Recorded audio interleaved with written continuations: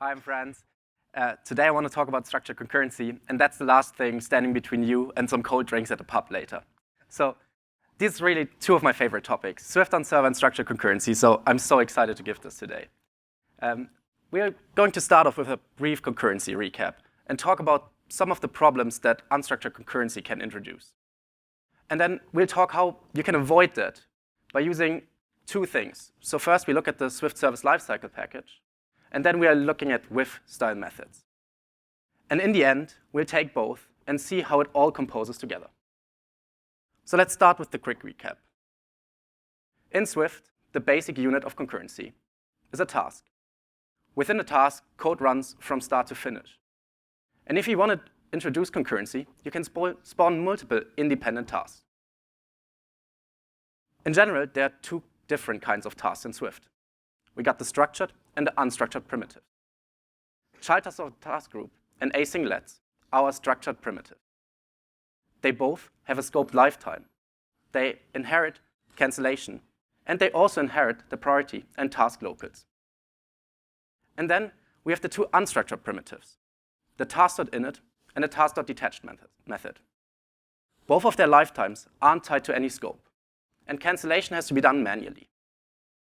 The important difference between the two is that the initializer inherits the task locals, the task priority, and the actor isolation from the surrounding context, whereas the detached method really inherits nothing.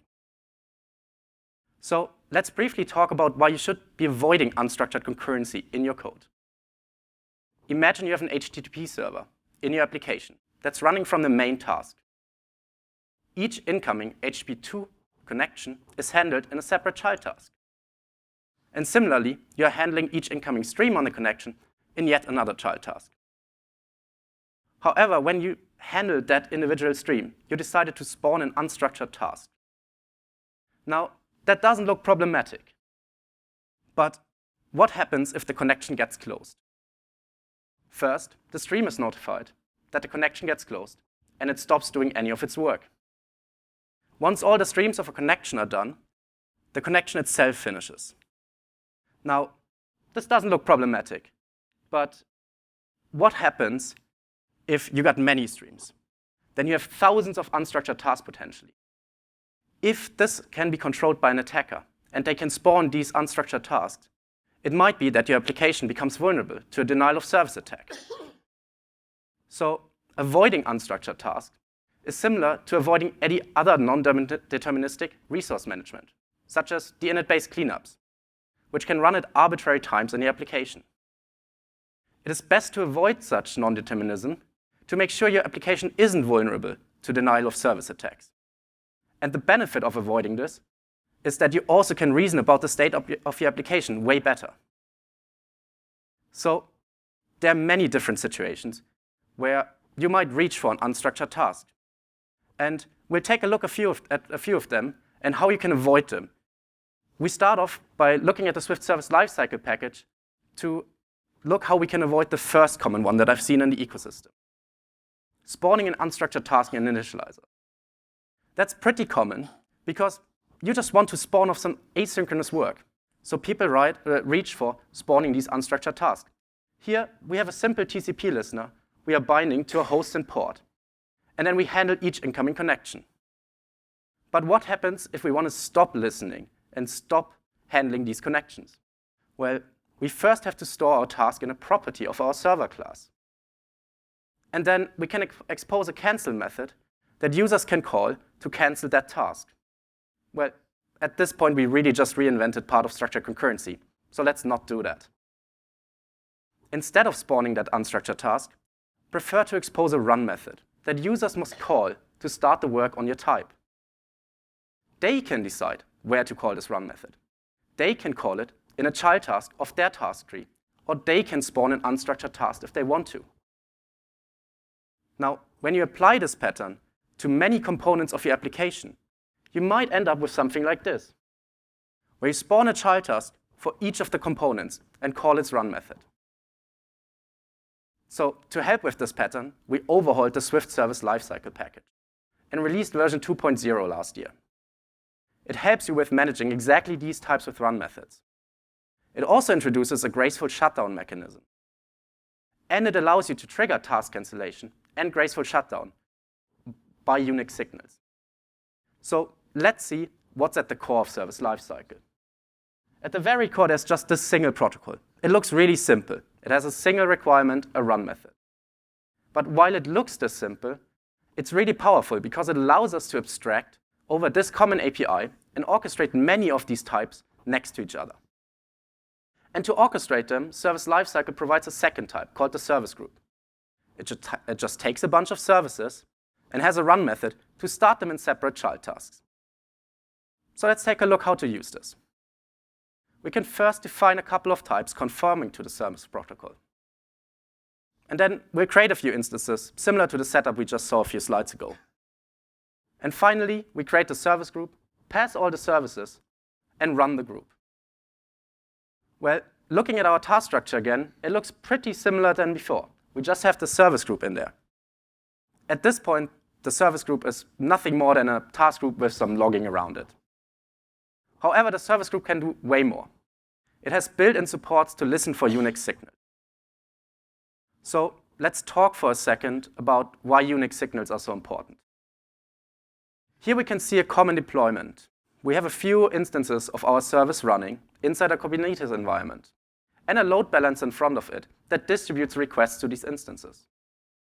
At some point, the Kubernetes scheduler might decide that one instance of your service needs to terminate. This can happen often due to redeployments, infrastructure changes, many things. So once that control plane decides that the service should terminate, it sends it a SIG term to signal graceful shutdown. Now, it is super important to handle graceful shutdown, because if you don't do this, it might be that your service gets interrupted and requests are actually interrupted while they're in flight. So if you don't handle it, what happens instead is this. The Kubernetes control plane sends it a SIG kill and forcefully terminates it. This can really be noticed because requests will be timing out or will just be canceled in flight. So right now, our service group is not handling any Unix signals. But we can do a single change here and just add the cancellation signals parameter to our service group initializer. We are setting up that SIG term should trigger task cancellation. So when our process receives a SIG term then, it cancels all the child tasks of the services. However, that's really not graceful shutdown. You can see some of our services might still be serving inbound requests, and they will most likely just fail that request if their task gets canceled. Additionally, all the child tasks get canceled at the same time.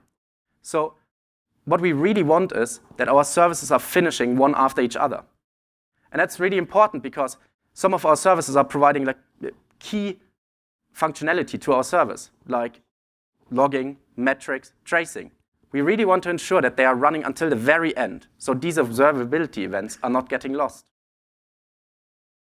So instead of triggering task cancellation when we receive a SIG term, we can trigger graceful shutdown instead. And graceful shutdown is a concept that Service Lifecycle introduces. It works similar to task cancellation, but it's really opt-in. So now, when our process receives a SIG term, the task group at a service group asks each service one by one to gracefully shut down. It waits until one child task of a service finishes before it asks the next service to gracefully shut down. This is what is allowing us that observability events are continuing to be sent until the very end. But Service Lifecycle provides even more functionality, such as escalating graceful shutdown to task cancellation, configuring what happens if a service finishes early out of its run method, and much more. So if you're interested, please check out the documentation on the Swift package index and see how this package can help you. But let's quickly recap what we just learned about the service group. You should be avoiding unstructured tasks and initializers to spawn off any long-running work. Prefer to provide these run methods instead, which allow users to decide where to run your code. And adopt the Service Lifecycle package to really embrace this pattern and make the whole ecosystem composable. And last but not least, make sure to handle graceful shutdown so your deployments are smooth and without visible interruptions. Great. We just looked at service lifecycle and how that can help us with avoiding some of the unstructured concurrency in our application. But there's more. There's something what we call with-style methods in the ecosystem. And to understand how they can help us, let's look at another common use case. So we looked at initializers, now we look at deinitializers. I've seen a bunch of code where some cleanup code is called in the initializer, and it's async, so we had to spawn an unstructured task. This can lead to exactly the same problems as the initializers. If a user, or if a user can control these, you just expose your service to denial of service attacks potentially. The thing with this is also, it becomes really hard to tell how many resources are still in use, because these unstructured tasks can run and finish at arbitrary times. So if you have a limited amount of resources, you can't guarantee that one is ready when you need the next one. With-style methods are really widely spread in the ecosystem, including the standard library. Examples are with unsaved bytes on array that provide a scoped access to the underlying storage pointer, and the with task group APIs that provide access to that group, and at the end of the closure, they await all child tasks. So when should you use with-style methods? If you want to provide scoped access to a resource, that's a pretty good use case. If you need to ensure that some cleanup code is really running, or if you want to limit the amount of concurrently used resources. So let's build our own with-style method. We start off with a resource that's really simple. It has an interact and a close method. The only thing that we need to make sure that once we are done interacting with it, we have to call the close method. And next we can write our with-style method to give scoped access to that resource. Once they are done interacting, we call the close method in the defer. And lastly, we can just use that with-style method. It's really simple. We get access to the resource and we interact with it. A very common first addition that I've seen to with-style methods is making them generic over the return type of the closures. If we make that generic over the return type of closures, we can return what the closure returns out of our with-style methods. And that ensures that these methods are really composable with other code and other with-style methods. But let's take it one step further. We want to allow our users to write asynchronous code when interacting with our resource. So to do this, we make our closure async, we have to make our with-style method async, we have to wait the closure, and then we can await our with-style method. But let's call our with-style method from an actor-isolated context now, like with the main actor in this case here. If we try to compile this code, the compiler is telling us that we are risking a data race here. So let's try to understand how we are risking a data race by looking where our code is executing. Our method starts off running on the main actor, since it's main actor isolated. And then we call the with-resource method. This method is implicitly non-isolated. And that's really important to understand, because non-isolated asynchronous methods switch from the calling executor to the global concurrent executor or the task-preferred executor if one has been set.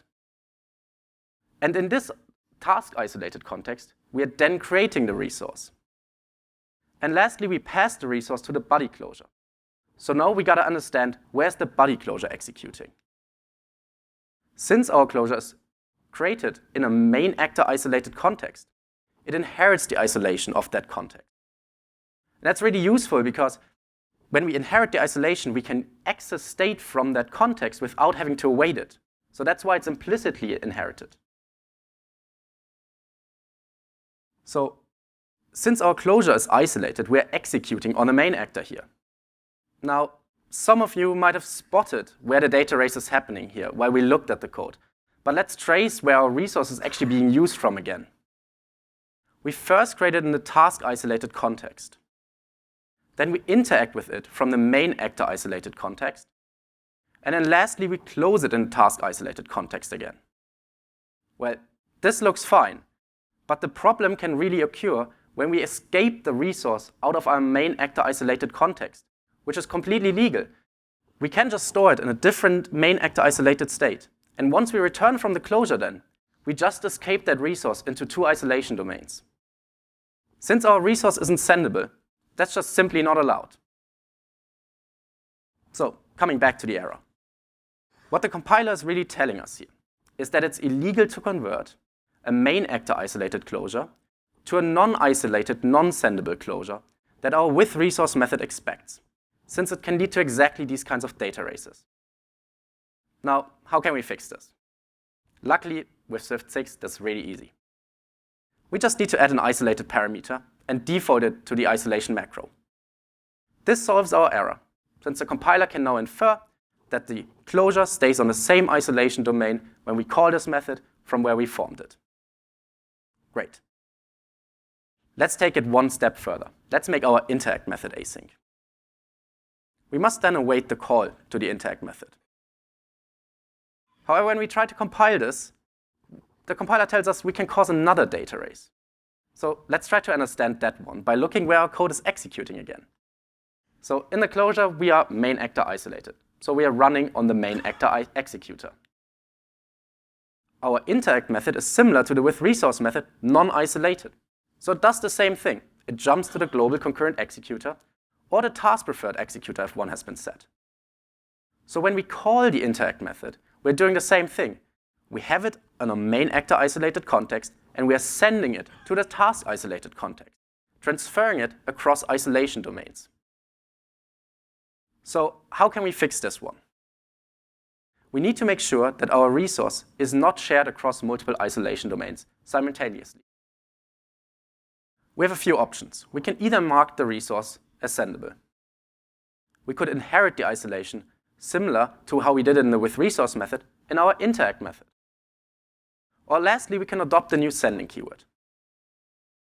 So let's look at each 3 of them and how we would implement them. First, we could just make it as sendable. This marks that our resource is safe to be shared concurrently across multiple isolation domains. We would need to ensure that our implementation of the resource actually guarantees this and is thread safe. However, often this is really hard to do with resources, and we can't guarantee that. So instead, we could adopt the isolated parameter again, like we did in our withResource method. This would work, but what if we have hundreds of interact methods on our resource? We'd need to do this on every single method. So instead, we could do the sending keyword to send the resource into the body closure. The sending keyword tells the compiler that the resource parameter of the closure is disconnected from any other isolation region when we pass it to it. This allows us then to call the interact method on the resource since it's a disconnected value, and we can send it forward and transfer it into the task isolated context. This solves this data race, but when we interact with the resource, the compiler tells us we just introduced another one. And we introduced it when we sent the resource into the body closure. Remember, we had to send a disconnected value to the closure, but we are using it afterwards in our defer to close it. So what we really need here is a way to tell that we sent the resource to the closure, but once the closure is done interacting with it, we get the resource back out. We can express that using in-out sending. This allows us to send the resource to different isolation regions while interacting with it. But it also requires the closure to return the resource into the in-out parameter when it's finished. And it has to return it in a disconnected state. So, as a last step, let's make our close async. We can no longer call close inside defer because we have to wait it. But that's easy. We just move some code around. Now, what happens if our task gets cancelled before or while we call close? It might be that our closing is actually then cancelled and our resource is leaking. So we really need to avoid this. And what we can use here is what's sometimes being called a cancellation shield. No, I know, I talked almost 20 minutes now about avoiding unstructured concurrency, and I'm using an unstructured task. Yeah, hear me out. I would argue that's really not unstructured concurrency anymore. If we remember the early slide with the table, we are binding the scope of this unstructured task to the scope of the withResource method immediately by weighting its value. So the scope binding is back. This task also inherits the isolation, it inherits the task locals, and it inherits a priority. So we get everything from a structured child task except cancellation. That's really what we wanted here. So let's recap what we just did. We implemented a with-style method that makes sure our cleanup code runs. It composes with other with-style methods and with other codes by being generic over the return type. We can call it both from a non-isolated and isolated context, while statically avoiding any data races. And lastly, the cleanup cleanup is protected from any task cancellation. We did all of this in just a few lines of code. You can copy this pattern and use it in your code in Swift 6 to write your own with resource methods. But what if this code that we just wrote could become this instead? Nice and simple, exactly how I would expect to write this method. Luckily, there's a pitch on the forums to change how non-isolated asynchronous methods work, so that they can automatically inherit the calling isolation, allowing us to get rid of the isolated parameter and the sending keyword. This pitch would make it possible to simplify our code, like in our with-style method that we just saw. So make sure to check out that pitch and give your feedback. The language is always evolving, and our active usage and the feedback that we are giving is shaping the future of the language. The server ecosystem is always at the forefront of adopting new language features, especially concurrency ones. And our feedback helps tremendously with understanding what works well and what can be improved. So we talked about service lifecycle, we talked about with-style methods. Let's see how it all composes together. But before we dive into more code, let's talk briefly about some of the requirements of our application. We obviously want it to be free of data races. That's why we adopt Swift 6.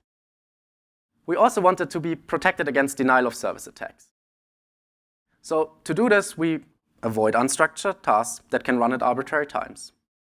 We're going to use with-style methods for scope-based resource management to make sure all of our resources are closed correctly. And we are going to uphold back pressure throughout our system to keep memory usage low and our application efficient. And lastly, we want to handle graceful shutdown, so redeployments are really smooth.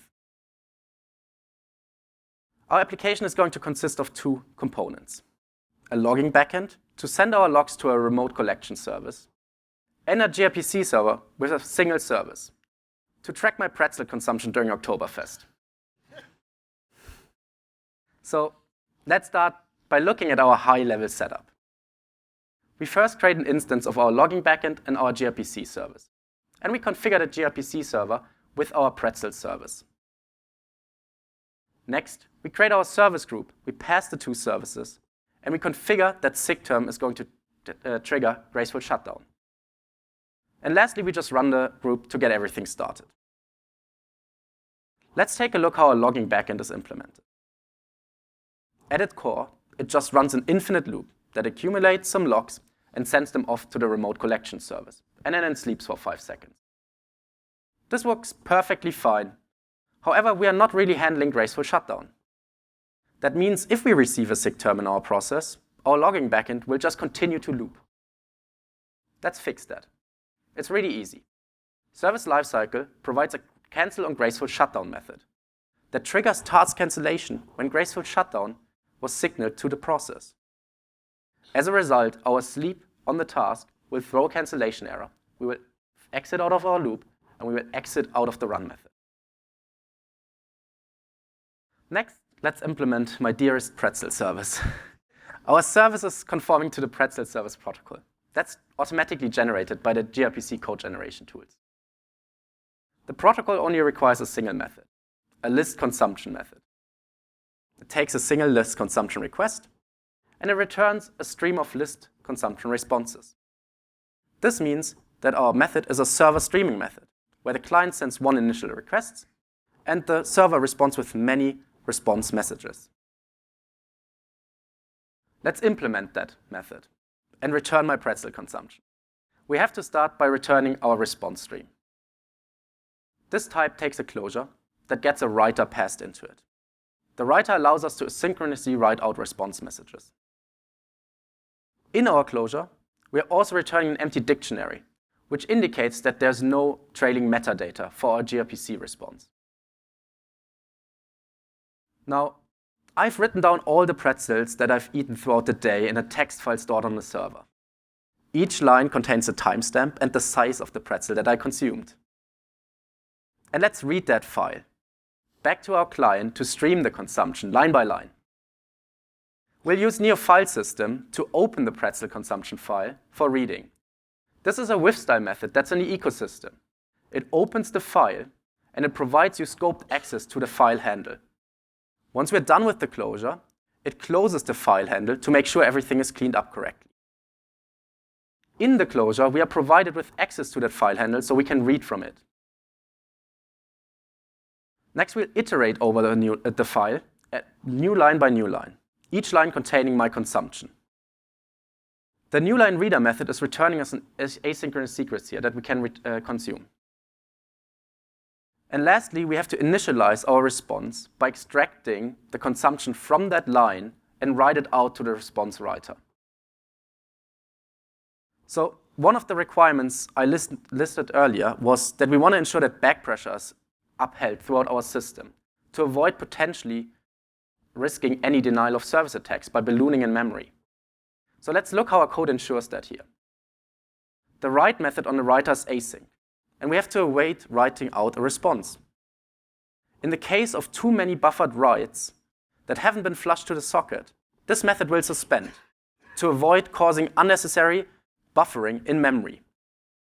Additionally, the new line reader method will also only buffer a small amount of data for faster performance, but it will only continue to read more from the file when we consume something out of the async sequence. So we got to handle one more thing. Similar like in our logging backend, we have to handle graceful shutdown. Now, the amount of pretzels that I eat throughout the day can grow quite large. So we could be streaming for hours. To avoid that, let's also cancel the consumption of the async sequence when we get a graceful shutdown signal. So to do this, ServerSide.swift provides another method on async sequences, a cancel on graceful shutdown method, same name as the global one. It will cancel the iteration and will exit out of the loop. This way, our service exits out of the run method. Out of the list consumption method. So once our service now receives a sick term, graceful shutdown is triggered by the service group and propagates down to the gRPC server and to my pretzel service. Once the pretzel service and the gRPC server are done, graceful shutdown is then triggered at the logging backend. And once that's done, we exit out of our process. Okay, let's wrap this up so we can go to pub. But before we do that, a few key takeaways.